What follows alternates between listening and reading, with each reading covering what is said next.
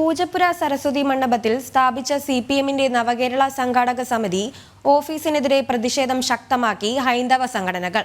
CPM സംഘാടക സമിതി ഓഫീസിനെതിരെ ഇന്ന് തിരുവനന്തപുരം നഗരസഭയിലെ കൗൺസിലർമാർ മണ്ഡപത്തിന് മുന്നിൽ പ്രതിഷേധം നടത്തും. സിപിഎമ്മിന്റെ നടപടിക്കെതിരെ ഭക്തർ നൽകിയ ഹർജിയിൽ ഇന്ന് ഹൈക്കോടതി വിധി പറയും.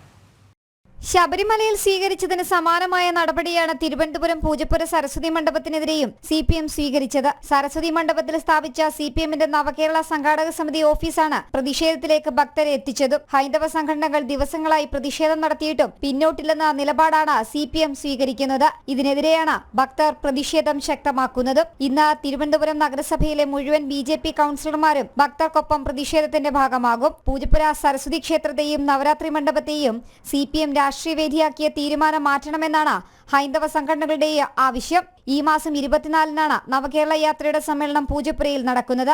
ഇതിനു മുൻപേ സംഘാടക സമിതി ഓഫീസ് മാറ്റി സ്ഥാപിക്കണമെന്നാണ് ഭക്തരുടെ ആവശ്യം. സിപിഎമ്മിന്റെ നടപടിക്കെതിരെ ഭക്തർ നൽകിയ ഹർജിയിൽ ഹൈക്കോടതി ഇന്ന് വിധി പറയും. കൊല്ലം കുന്നത്തൂർ മണ്ഡലത്തിലെ നവകേരള സദസ്സ് ചക്കുവള്ളി ക്ഷേത്രം വക മൈതാനത്ത് നടത്താനുള്ള തീരുമാനം റദ്ദാക്കിയ ഹൈക്കോടതി വിധിക്ക് സമാനമായ വിധി പൂജപ്പുരയിലും ഉണ്ടാകുമെന്ന പ്രതീക്ഷയിലാണ് ഭക്തർ.